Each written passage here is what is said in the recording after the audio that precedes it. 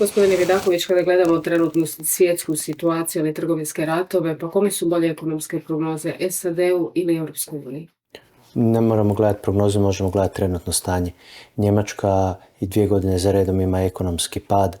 Ekonomski rast na razini Europe je ispod 1%, Amerika ima rast iznad 2%. To kristalno jasno pokazuje u čemu se mi trenutno nalazimo. Njemačka je izgubila preko 1 milion radnih mjesta u zadnjih godinu dana.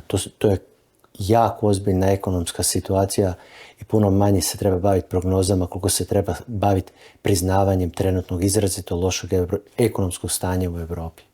To su onda zapravo prednosti u SAD-u, odnosno manje u Europskoj uniji. To je pitanje koje se odnosi na 2 strane istog novčića, a to je pitanje novca.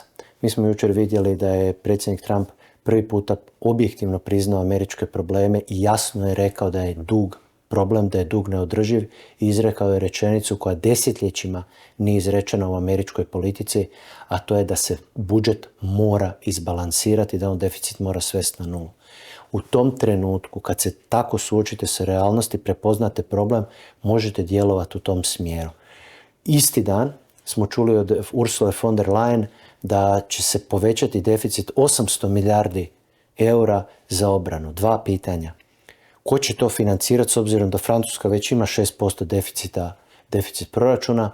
I drugo pitanje je, ja ne znam u kojem zrakopraznom prostoru je Ursula von der Leyen živjela zadnje 4 godine, ali se tad, kad je počeo rat u Ukrajini, je već bilo zakašnjelost u financiranju obrane. I samo da napomenem, kada je prije 8 godina predsjednik Trump rekao Europi da se mora naoružati, da mora izdvajati za obranu, njemu su se svi smijali i govorili mu ružne riječi. Sad otprilike znamo koliko je intelektualno zakašnjenje Europe.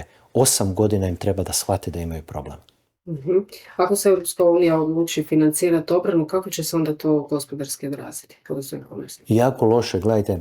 Vi da biste nešto financirali, neko vam mora posuditi novac. Da bi vam neko posudio novac, mora vam htjeti posuditi novac i onda se postavlja pitanje kamatne stope.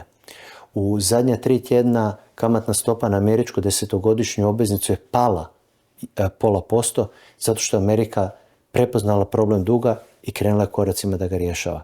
S druge strane, na njemačku 10-godišnju obveznicu kamatna stopa je narasla 0,5%. Znači, financijska tržišta su već kristalno jasno rekla da to što Ursula von der Leyen predlaže ne samo da neće proći, nego će biti izrazito skupo i puno skuplje nego što svi očekuju. Istovremeno, taj dug neće kupovati svijet, jer Amerika mora riješiti svoj problem duga, a BRICS ne planira financirati jačanje tuđe obrane. Znači da će Europa to morati riješiti internim kapacitetima. A ako banka financira obranu, znači da ne financira privredu. Znači mi idemo putem deklariranog zaduživanja, visokih kamatnih stopa i suzbijanja privatnih investicija. To vam je Ursula von der Leyen rekla. To će onda za Hrvatsku biti poprilično loš scenarij. Ne samo za Hrvatsku, nego cijelu Europsku uniju. U ekonomiji nema dobrih i loših scenarija. Imaju ekonomske odluke za koje se onda moraju platiti posljedice. Mi danas imamo visoku inflaciju i gubitak konkurentnosti. To je bila cijena ulaska u euro. Nekome je bolje izgubiti vlastitu proizvodnju hrane i vlastitu industriju da bi ušao u euro. Isto tako Ursula von der Leyen je jasno rekla da jednostavno novac treba isisati iz bankarskog sektora i uložiti u naoružanje, ne u tehnološki i intelektualni razvoj. To je samo stvar odabira. Nije ni dobar, nije ni loš i zato će se platiti posljedica. Za neke će to biti jako dobro, za neke jako loše. Nažalost, ovi za koje će to biti loše su nažalost široke mase, ali je kako je. U svakom slučaju Amerika je u boljoj situaciji nego Europska unija. Trenutno, ako pogledamo paradoksalno, Amerika je u lošijoj situaciji zato što ima ogroman deficit i ima relativno povišenu inflaciju, ali se odlučila boriti protiv toga. Mi odabire koje donosimo je da želimo kreirati još goru situaciju nego u kojoj se trenutno nalazimo. To je ono što je malo začuđujuće iz ekonomske perspektive. U kakvoj situaciji Rusija? Rusija je u situaciji da je trenutno u nedostatku boljeg izričaja pod enormnim ekonomskim adrenalinom. Znači, rat traži proizvodnju svega, to je diglo proizvodnju, to je diglo BDP, to je diglo i industriju. Ali to ne može dugo trajati. Znači, treba biti realan. Rusiji je potreban ovaj mir ko što je svim trim stranama jednako potreban.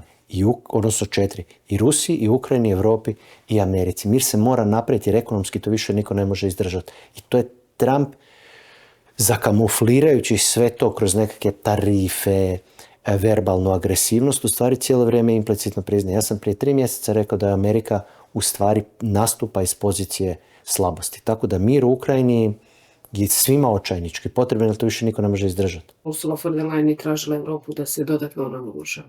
Dakle, kao da su na neki način možda čak i spremni na nastavak rata, a ne na mir.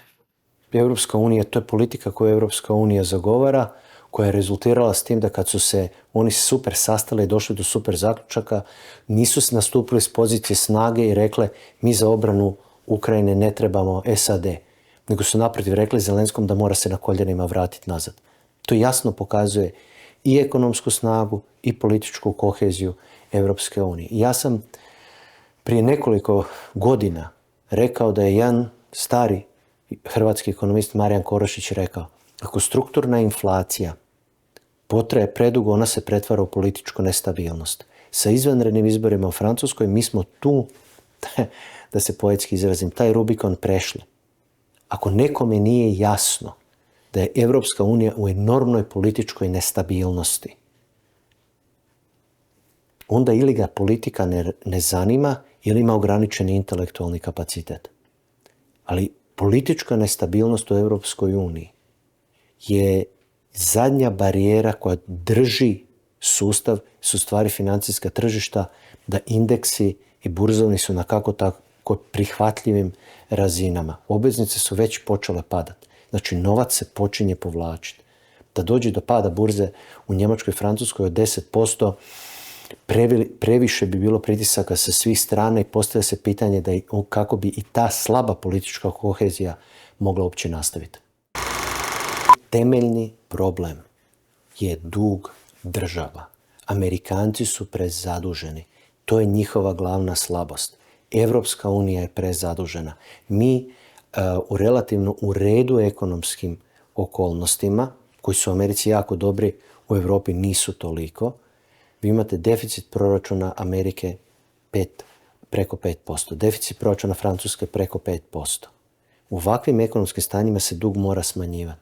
A mi ne samo da imamo rast duga, nego imamo još gore najave da će taj dug eksplodirati. Kada imate nekakvu količinu novca, taj novac mora biti raspoređen. Samo se treba postaviti pitanje, ko će taj dug kupiti? Amerikanci ne mogu imati svoj dug. Zemlje BRICS-a, koje su izrazito ekonomski jake, također neće kupiti. Znači da Europa to mora interno isfinancirati. Kako? A istovremeno Ursula von der Leyen, istovremeno Christine Lagarde je rekla mi ćemo nastaviti smanjivati količinu novca. Znači neko isisava novac, a neko drugi ima ogromnu potrebu za novcem. Kada se susretne fiskalna ekspanzivna politika sa monetarnom politikom koja je isključena od realne ekonomije, cijenu plati realni sektor. To je neminovno. I to je taj problem što Europska unija ne može shvatiti šta Trump radi. Trump je shvatio da mora riješiti američke probleme. A Europska unija bi rješavala svačije probleme osim svojih. I to je ono što oni ne mogu shvatiti, da je to kineska i cijelo vrijeme politika. Oni zovu Kinu i kažu, vi se morate uključiti u pregovore u Ukrajini. Kinezi kažu, mi s tim nemamo veze. To nije naš problem. I to je Trump sad preuzeo. Kina se bavi Kinom, Amerika se bavi Amerikom, a Europska unija, kao što sam već rekao, sa intelektualnim zakašnjenjem od 8 godina, zaključuje da bi se možda trebalo baviti cijelim svijetom. Znači, problem Europske unije je potpuno krivi fokus i federalna razina koja funkcionira odvojena od realnosti. Isto stvar s tim u Jugoslaviji 1988. godine. A nacionalna razina se sve više i više počinje buniti. I to imate rezultate izbora. I kao što sam rekao, realna ekonomija je već posustala. Ove godine Njemačkoj se opet prognozira pad BDP-a. I samo zadnja barijera je ta cijena obveznice tržišta kapitala.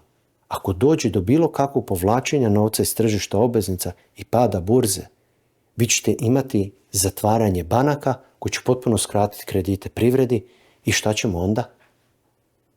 Znači, ovo su ozbiljne stvari za ozbiljne ljude, a ne za frazeologiju i priču. I to je jednostavno tako.